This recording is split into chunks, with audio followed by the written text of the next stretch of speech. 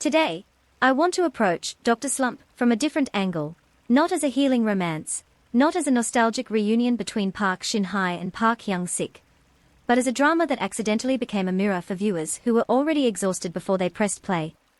During promotion, Park Shin-hye spoke about returning after marriage and motherhood, and coverage around the drama emphasized that her character Nam Han-yul was not simply unlucky or heartbroken.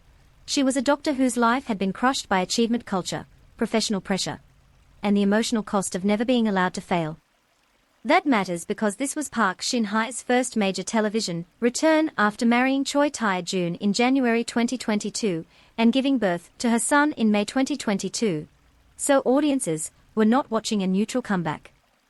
They were watching an actress who had lived through a major adult transition, play a woman whose entire adult identity had collapsed. The strongest discussions around Dr. Slump were not always about plot. Many viewers talked about recognition. Nam Han-yul's burnout felt uncomfortable because it was not presented as glamorous suffering. It was humiliating, quiet, repetitive, and socially awkward. She does not collapse in a way that makes everyone admire her pain. She withdraws. She becomes difficult to reach. She loses rhythm. She has spent her life becoming useful, excellent, disciplined, and respected, only to discover that those qualities cannot protect her from depression. That is why some fans described the drama as healing while others found it emotionally heavy or even too close to real life. The romance works not because it rescues her, but because it gives her a witness, someone who sees the failure without immediately turning it into a lesson. The Park Hyung-sik reunion created the hook, but the drama's value depends on how much it refuses to recreate the heirs.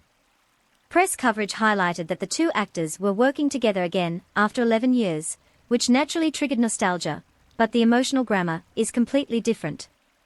In The Heirs, Park Shin-hye's character exists inside youthful melodrama, class pressure, and fantasy romance. In Dr. Slump, her character is an adult professional who has already won the academic race and still ended up broken. That difference is crucial. The old chemistry was built around longing and obstruction. The new chemistry is built around fatigue, embarrassment, and the strange intimacy of two people who no longer have the energy to perform success. One of the most interesting fan interpretations is that Park Shin-hye's real-life maturity changed the texture of the role. This does not mean she is playing herself, which would be a lazy reading. It means that her screen presence no longer needs to force youthful urgency. She can sit in silence longer. She can let discomfort remain unresolved. She can make Nam Han-yul's tiredness feel lived in rather than decorative.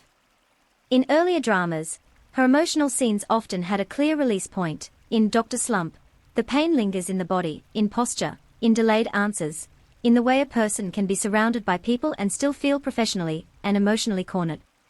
That is why Dr. Slump deserves more serious analysis than it sometimes receives. It is imperfect, and some viewers felt it softened its mental health themes with familiar romantic beats, but Park Shin-hye's performance gave the drama its credibility. She played burnout not as a dramatic event, but as erosion.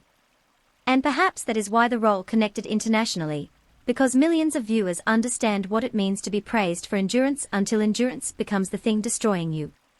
So here is the real question: did Dr. Slump comfort viewers because it offered recovery, or because it finally admitted that even successful people can be profoundly unwell?